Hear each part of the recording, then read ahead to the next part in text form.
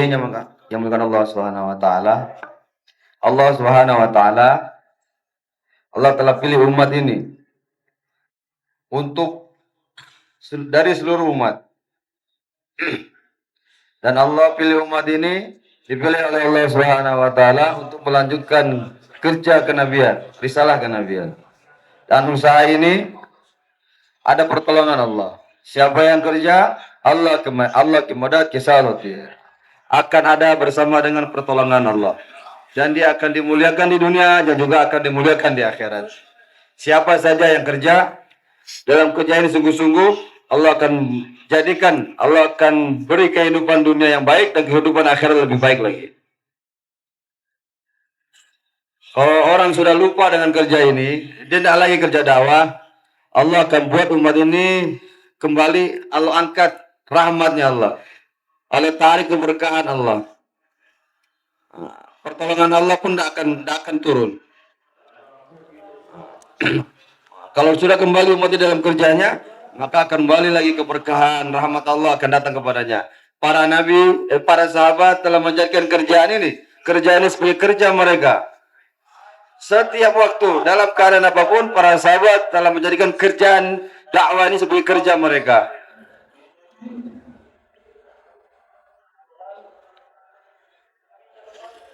Yang mana di zaman dahulu, para sahabat siap berjuang di jalan Allah. Begitu lemah keadaan mereka, sandal aja tidak ada mereka, bertelanjang kaki mereka keluar dari jalan Allah Subhanahu wa taala. Dan mereka tidak pernah mengatakan saya uzur, saya nggak bisa, saya tidak mampu.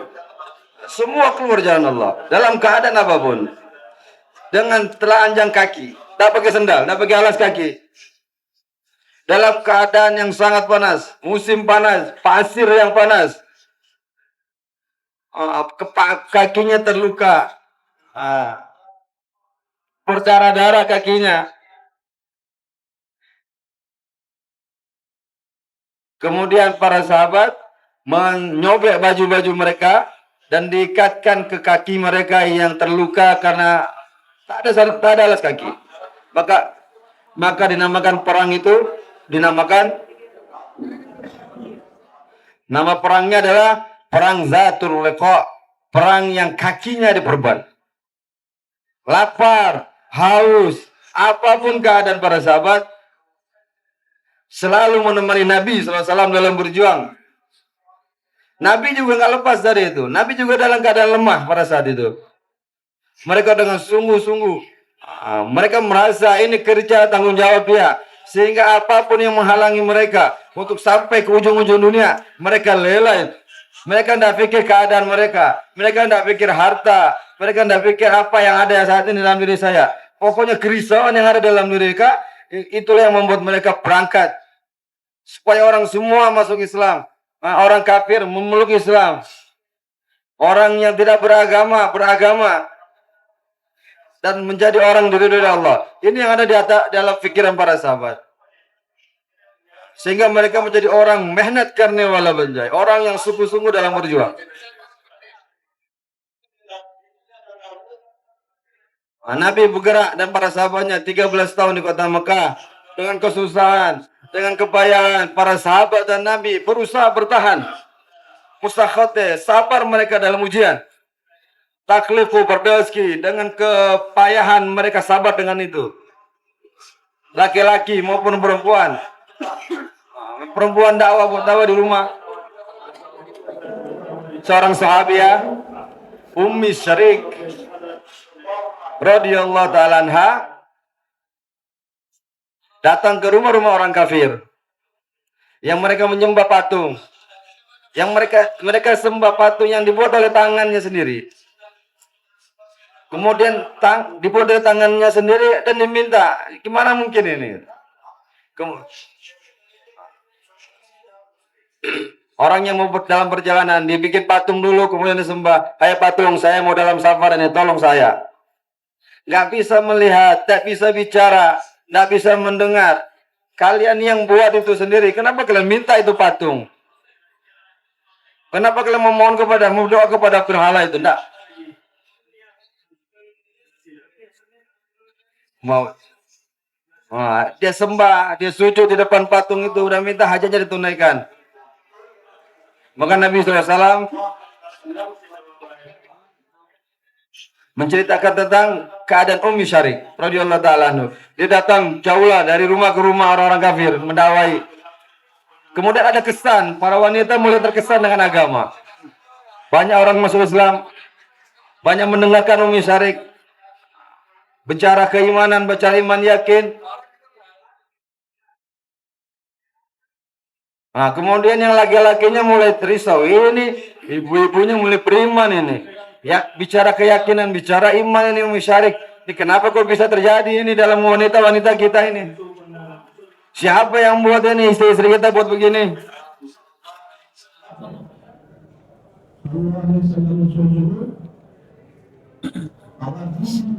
Nah, ini gara-gara sahabatnya Muhammad ini. Dia yang datang ini. Gara-gara dia telah buat rusak di perumahan kita ini. Di rumah-rumah kita ini. Kata orang-orang kafir ketika itu.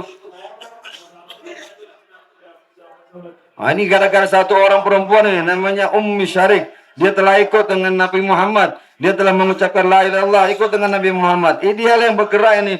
Merusak perempuan-perempuan kita ini. Kata orang kafir pada saat itu. Apa yang mau kita buat sama dia? Harus kita buat ini. Harus kita tindak ini wanita ini. Kita harus buat siksa dia ini.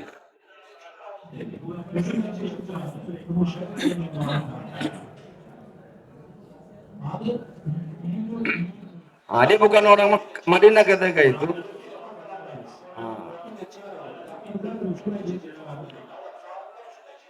Maka ditangkap dia, dibawa, dipulangkan ke rumahnya. Perempuan di musim panas, nggak dikasih makan, disiksa dia, nggak dikasih makan, nggak dikasih minum. 1 hari nggak dikasih makan, 2 hari, 3 hari, 3 hari, 3 malam, nggak dikasih makan, nggak dikasih minum, kehausan, kelaparan, sehingga terasa oleh Ummi Syarik, ini saya mau mati sudah ini. Tidak ada yang makan, lemah sudah badan saya ini. Orang kafir juga beranggapan ini Ummi Syarik pasti sudah mati. 3 hari 3 malam nggak dikasih makan minum, pasti mati dia.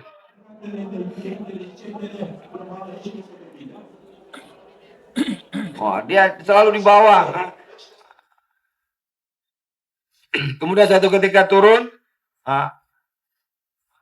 dia makan di depan Ummi Syarik. Ummi Syarik nggak dikasih makan, nggak dikasih minum. Suatu ketika orang kafir dia berhenti, dia makan, dia minum. Ummi Syarik dibiarkan, tidak dikasih makan, tidak dikasih minum. Nanti pasti dia mati ini gara-gara ini. Di siang hari yang sangat panas, kemudian memandang ke langit.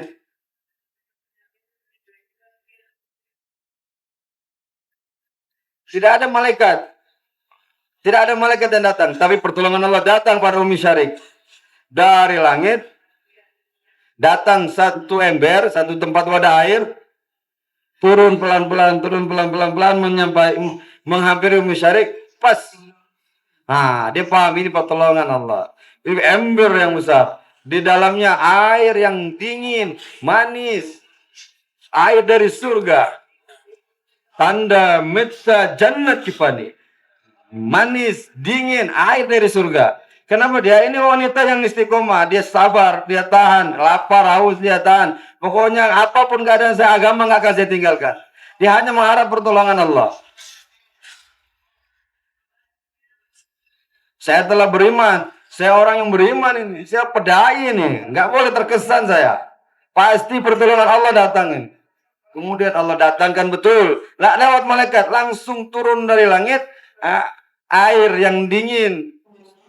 Ya ketika satu tetes saja menyentuh mulutnya. Khatam semuanya. Semua haus dia hilang. Lapar dia pun hilang. Buk dia khatam. Beasi dia khatam. Laparnya hilang. Hausnya hilang. Dia minum.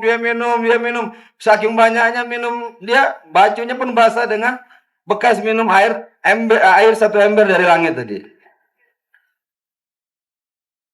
Allah. Kemudian menyentuh tanah pun. Tanah yang panas pun gara-gara air langit itu langsung jadi sejuk semua tanahnya. Jadi dingin semuanya. Kemudian setelah hilang semuanya, kemudian pelan-pelan ember naik lagi ke langit. Orang kafir ketika itu sudah tidur semuanya dalam keadaan lapar. Dia kira Umi Syarif udah mati nih. Pasti sudah mati. 3 hari 3 malam nggak dikasih makan. Siap-siap mau dikubur Umi Syarif ini. Nah, kemudian ketika melihat Umi Syarif, oh, kok nampak segar pugar, nampak wajahnya cerah, nampak wajahnya basah minum air. Wahai Umi Syarif, kamu saya mengikat, gimana kamu bisa segar pugar seperti ini? Dia bilang, Allah tolong saya, Allah turunkan air dari langit, saya minum, saya makan. Kemudian orang yang melihat tadi langsung lari. Nah, dia lihat mungkin ini misalnya ketika kita itu dia colong makanan kita, dia lari, dilihat dia kayak maju, makanan masih sempurna. Ummu Syarif nggak mencuri nih. Kamu makanan kita masih sempurna nih. Kamu makan apa itu? Kok bisa segar itu? Kemudian diceritakan sama Ummu Syarif, nggak ada. Ketika saya sudah sakaratul maut, ada mau mati saya. Saya tidak ada harap sama selain kecuali Allah Subhanahu wa taala. Mani walimu, aku udah mau mati dah.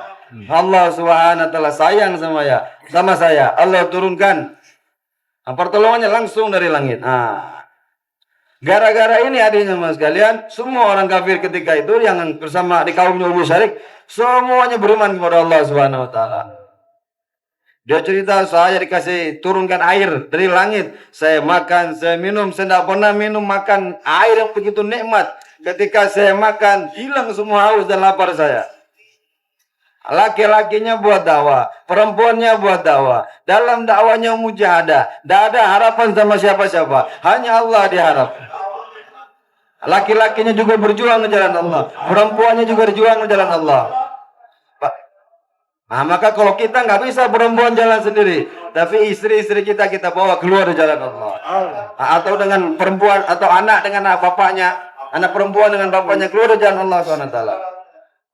Mas Turun tidak ada gas, tidak ada jaulah. Zaman dulu ada jaulannya, karena iman mereka sempurna. Sekarang fitnah begitu besar. Wanita tidak ada jaulannya, tidak ada gasnya, tidak ada istilaturahim, cuma di rumah saja. Kita buat kerja di rumah. Kesankan usaha agama di rumah, asar nanti akan datang para wanita-wanita di rumah, sehingga amal agama mulai ada di rumah. Laki-laki juga bertanggung jawab dalam kerja ini, perempuan juga bertanggung jawab dalam kerja ini. Siapapun, perempuan di rumah menjaga anak-anak keturunannya, masak, menyiapkan pakaiannya, maka kita ajak dia juga dalam kerja dakwah.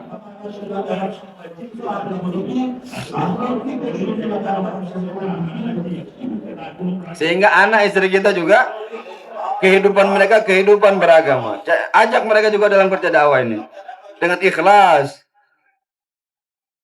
dan hidupkan sunnah Nabi di rumah-rumah. Nabi Sallallahu Alaihi Wasallam sunnah-sunnahnya dihidupkan di rumah kita, diamalkan oleh anak dan istri kita.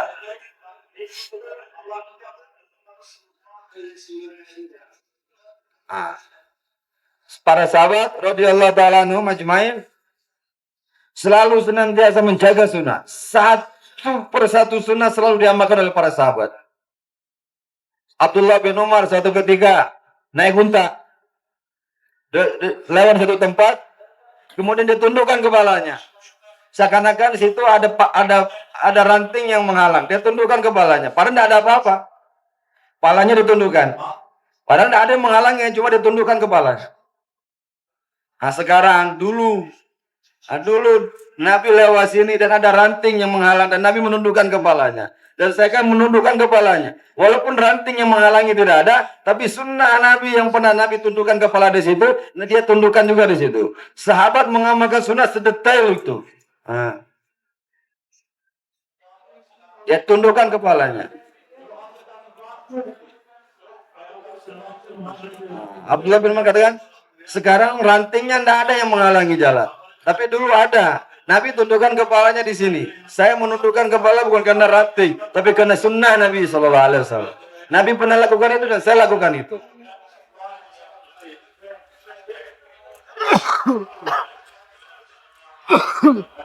Suatu ketika seorang sahabat naik unta, kemudian diturunkan unta, kemudian dia seperti seakan-akan orang yang buang air kecil. Padahal dia tidak ada mau pipis. Dia seperti kelihatan orang buang air. Kemudian ditanya sama sahabat jalan, apa yang kamu buat ini?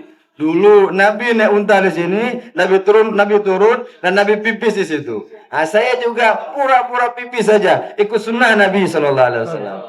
Nah, saya juga turunkan unta saya di mana Nabi dulu menurunkan untanya, kemudian saya berjalan di mana Nabi dulu sana buang hajat, saya isyarat saja buang hajat. Sebenarnya bukan mau buang hajat saya, tapi karena sunnah Nabi. Nabi pernah buat seperti itu, saya buat juga seperti itu.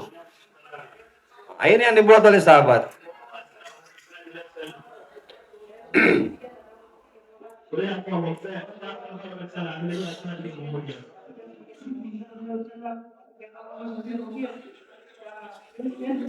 Suatu ketika,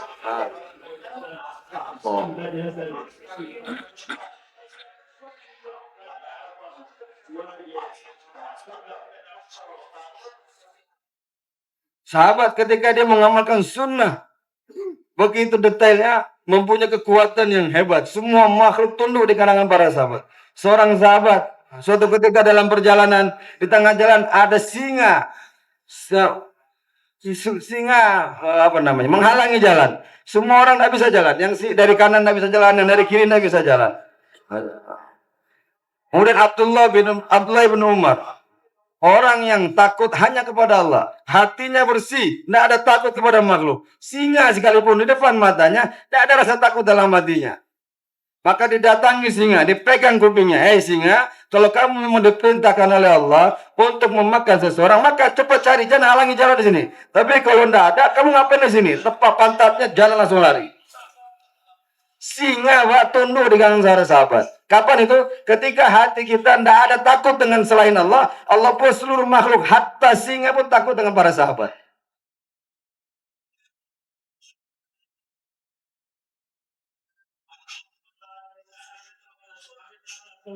Allah. Sekarang kita Bapak sekalian, karena Allah di hati kita tidak ada, kadang kita jalan di kegelapan, tiba-tiba lari. Kenapa? Ada orang ikuti saya, kayaknya ada orang. Takut dia majin, Pak, na'udzubillah. Sugesti yang ada di otak dia itu buat dia lari. Kenapa? Ketika orang hatinya Allah tidak ada kebesaran Allah di hatinya, sugesti dia akan dibuat takut. Orang tidak ada orang pun dia lari. Orang tidak ada orang pun dia lari. Dia bilang ada orang ngejar saya, tidak ada padahal. Nah, kita mau sungguh-sungguh dalam kerja damai. Semoga Allah terima kerja kita ini. Pertama, dakwah itu tanggung jawab kita. Umat tanggung jawab umat ini. Tumbeterin umat tuh. Kamu ada umat yang terbaik. Dikeluarkan untuk manusia. Apa itu? Mengajak mereka dalam kebaikan, mencegah mereka dari keburukan. Dan beriman kepada Allah. Umar bin Khattab dia berkata, kalau umat ini mau menjadi umat yang terbaik, maka syaratnya harus diamalkan. Apa syaratnya? Amar ma'ruf, nahi mungkar. Mengajak kebaikan, mencegah kemungkaran. Amal ma'ruf nahi mungkar ini kalau kita amalkan, maka kita akan menjadi behtirin umat, khair umat, sebaik-baiknya umat.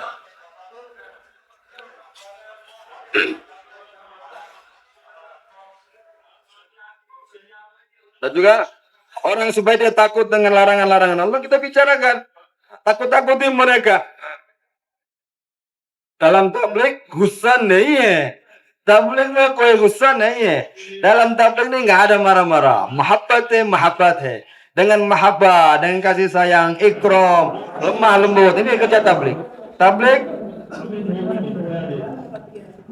Nabi kita Muhammad SAW suatu ketika datang ke Masjid Nabawi bersama para sahabat. Ketika itu ada orang Arabi, orang kampung datang kepada Nabi Sallallahu Alaihi Wasallam.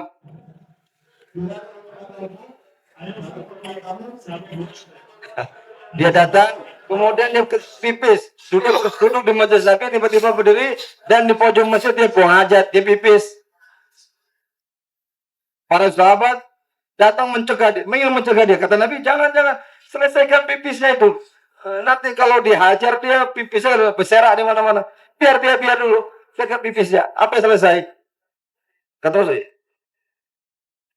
Nah, nanti orang yang sangat sayang sama umat, ikram, cinta sama umat. Coba pandaikan, seandainya seorang sahabat, orang kampung tadi pipis di masjid, tiba-tiba dihajar, pipisnya berserak di seluruh masjid, payah mencucikan masjid. Nah, dibiarkan dia cuma satu tempat saja yang najis.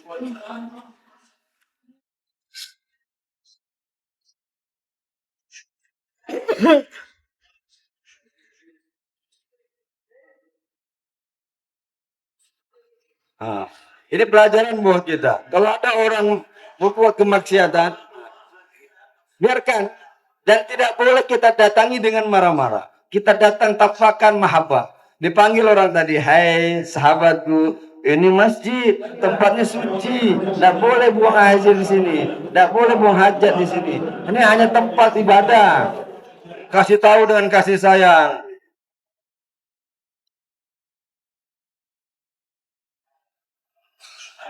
Dan kasih sayang. Orang tadi langsung tertekun dia, terkesan dengan Nabi SAW. Nah, sekarang orang di luar sana mengatakan ini orang tabligh kerjanya lemah, dia nggak nahi mungkar. Nih, kita bukan mau nahi mungkar. Nahi mungkar juga ada caranya. Tidak di saat orang buat maksiat kita cegah. Ini orang pipis saja nggak langsung kita hajar, kata. Tapi kita biarkan pipisnya selesai, panggil dia, bahasanya dengan bahasa hikmah, sehingga dia bisa terkesan dengan agama, sehingga dia tahu, oh ternyata masjid betul tempat yang suci, nggak bisa dibuang hajat di sini. Nah, sehingga menjadi orang yang baik dan bisa menjaga kehormatan masjid. Nggak usah terkesan dengan omongan orang. Tabligh wala khair, nahi mungkar nih karena ketablik ini bukan kerja kita nahi mungkar juga, cuma dengan cara hikmah. Bukan kita datangi kemungkaran kita hancurin, tidak, cuma caranya lain. Kita memang nahi mungkar juga, cuma caranya berbeda dengan caranya umumnya orang. Kita datang mereka, ajari mereka taklim, bicarakan kebesaran Allah, sehingga hati mereka tersentuh dengan kebesaran Allah. Nah, kalau dia dengar orang yang meninggalkan sholat, dia datang dengar taklim, dosa paling besar adalah meninggalkan sholat. Terkesan dia, bisa nanti ya, tidak sholat menjadi sholat. Ketika ma'ruf zinda enggak, mungkar kata Mujahid. Ketika amal ma'ruf sudah tegak, mungkar dengan sendirinya kan hilang. Seorang sahabat datang, ya Rasulullah, izinkan saya zina ya Rasulullah. Jujurnya sahabat nih. Ini dosa, sahabat marah-marah, gila ini orang. Masa minta izin berzina sama Nabi? Dengan Nabi minta izin berzina ini gimana? Otaknya di mana ini orang? Nabi datang panggil sini. Apakah kamu suka kalau ada orang berzina dengan saudara perempuanmu? Apakah kamu suka ada orang berzina dengan ibumu? Apakah kamu suka kalau ada orang berzina dengan anakmu? No, saya nggak suka ya Rasulullah. Nah, begitu juga orang lain. Begitu juga orang lain tidak mau ada keluarganya dizinai. Kemudian dipegang dadanya sama Nabi dan doa, ya Allah, bersihkan hatinya dari rasa ingin bersih.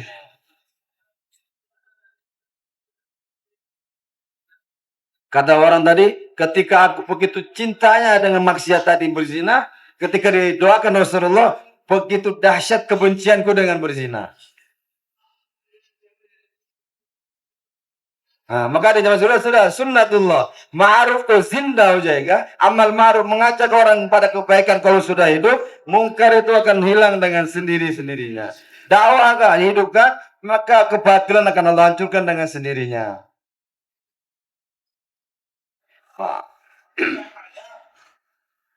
Maka dengan dakwah itu hidup ini akan ada dengan rasa malu. Farizai haya.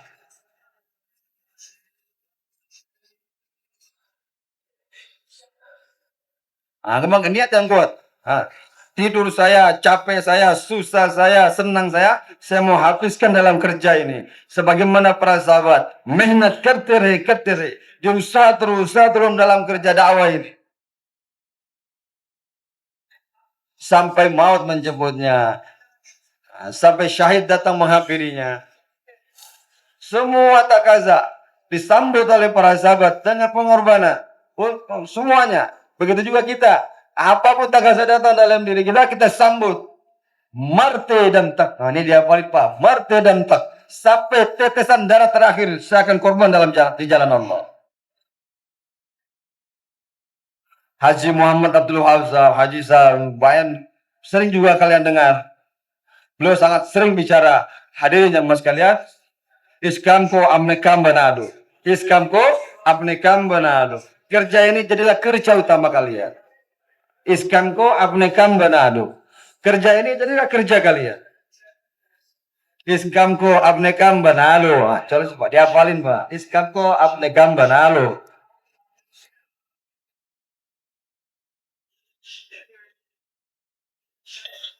Kita mau jadikan kerja ini sebagaimana kerja utama kita. Sebagaimana si petani merasa sawah itu adalah kerjaan saya. Si pedagang merasa toko itu adalah kerjaan saya. Kita mau jadikan kerja ini menjadi kerja saya. Semua bersedia insya Allah.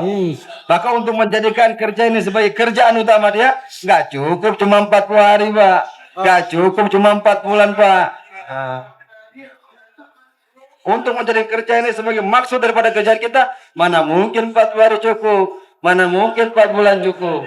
Harus lagi. Ada takaza kita sambut terus. Para sahabat ketika perang Tabuk sangat susah. Keadaan sangat menderita pada saat itu. Panas. Semua orang telah menggempur orang Islam. Begitu kekurangannya kita. Sampai 6 orang, 7 orang, satu kendaraan berganti-gantian. Pokoknya keadaan susah. Tapi tidak gentar sahabat untuk maju berjuang di jalan Allah. Keadaan apapun itu.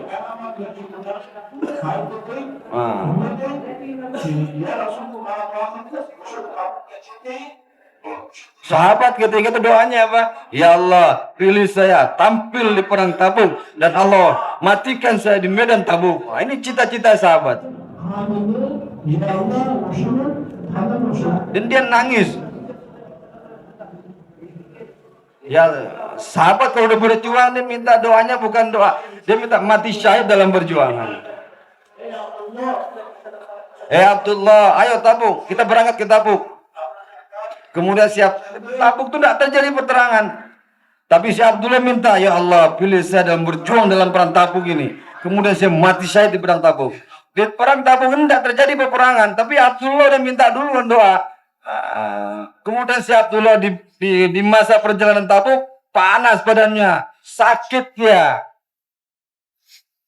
Sampai di Tabuk panasnya sangat parah. Panas badannya semakin panas. Kemudian dengan sakitnya tadi dia mati, dia meninggal.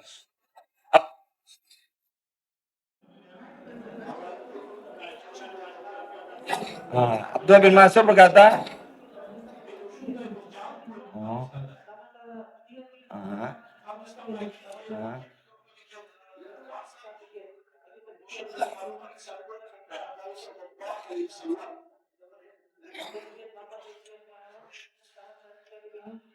Allah. Abdullah bin Mas'ud ketika sahabat tadi mati dalam keadaan demam parah. Abdullah bin Mas'ud lihat di siang di malam hari kok ada tampak terang benderang di kuburistan ini, tempat di kuburan. Dia datangi, ternyata di situ ada Rasulullah, ada Abu Bakar, ada Umar, ada Utsman, ada Ali. Langsung Rasulullah dengan tangan sendiri menguburi si Abdullah tadi di dalam keliang lahatnya. Kemudian Nabi kuburkan, kemudian Nabi bersabda, Ya Allah, saya Nabi dan saya telah ridho dengan amalannya si Abdullah ini. Ya Allah, ridho juga si Abdullah ini ya Allah.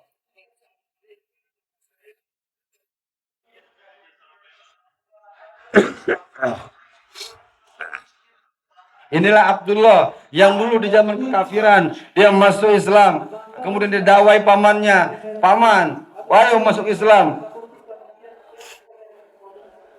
Kemudian pamannya tidak terima.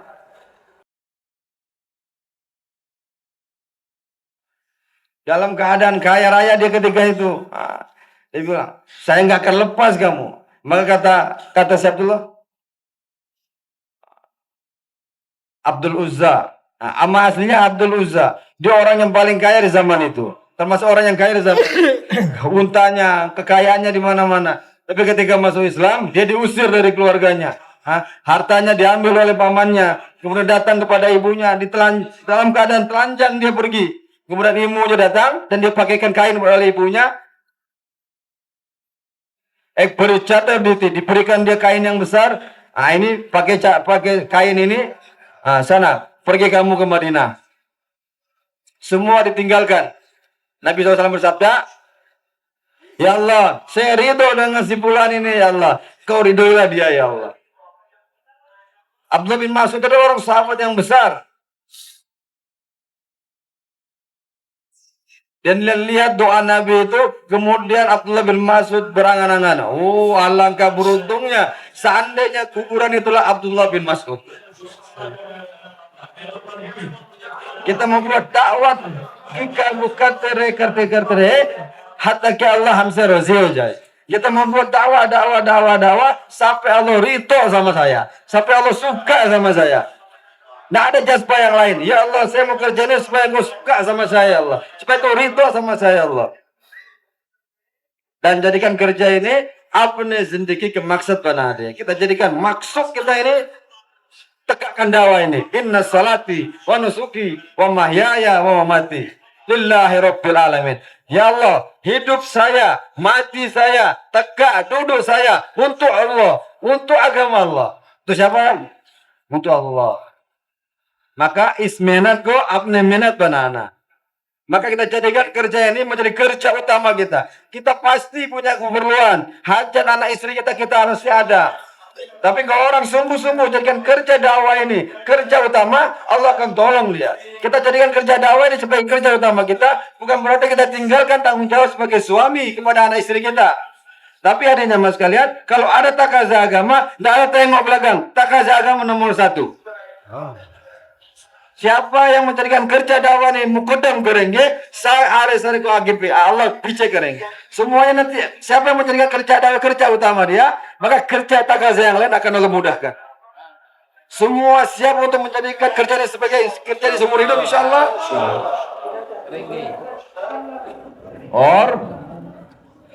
Niat yang kuat untuk kita berangkat ke seluruh dunia. Siapa yang niat, Pak? Azam yang kuat, ya Allah, sampaikan rezeki saya ke ujung-ujung dunia. Saya jemput dengan dakwah. Apne jan, apne mal, harta dan diri saya akan korbankan untuk dakwahkan agama. Bersedia Pak insyaallah? Jangan lihat kantong kan isinya sedikit, tapi lihat khazanah Allah. Allah akan sampaikan kita dengan azam kita yang kuat. Dengan azam yang kuat. Sekarang istimewa sudah mulai, Pak. Khut dakwah deh, satu sama lain saling buat dakwah, buat suasana dakwah. Ini semua orang Islam di sini siap dengar dakwah, Pak. Gak akan ada orang yang menghalangi kita. Dia telah tinggalkan keluarganya, tinggalkan pekerjaannya, tinggalkan kesibukannya. Datang ke sini, kesempatan kita makan dia dengan dakwah, Pak. Datangi dia, kita buat dakwah sama dia. Yang satu yang niatnya datang 40 hari, kita hajar sampai 4 bulan, Pak. Semua bersih insyaallah. Dan kita buat tawa sungguh-sungguh, malamnya kita nangis sama Allah. Ya Allah, doakan semua keluarga kita, doakan istri anak kita, doakan seluruh umat. Siapa berdoa, Pak? Siapa mau berdoa? Pak, kalau tahajud jangan tidur, Pak. Ayo bangun tahajud. Doakan umat dibangun tahajud ya, Pak. Sunnah disempurnakan. Kalau tahajud itu sunnahnya panjang-panjang rokaatnya, Pak. Lama berdirinya. Dingin-dingin kita tahan sedikit, ya Allah. Jadi asbab hidayah seluruh alam ini, ya Allah. Kemudian baca Quran dengan dilihat. Kemudian doa yang panjang. Semua bersedia insyaallah. Dan jagalah waktu kita. Jangan ada waktu terbuang sia-sia. Semua impirodi amal kita jaga. Istimewa amal kita utamakan. Impirodi amal kita jaga. Semoga Allah beri paham saya dan Bapak sekalian. Saya dan seluruh umat. Amin tuh kayaknya tuh baik gitu. Bilang amin, Pak katanya. Yang sudah wudu datang lagi ke shop, yang belum wudu silakan wudu. Persiapan salat maghrib insyaallah. Salat subhanallah wa bihamdihi subhanallah asyhadu an la ilaha illa anta astaghfiruka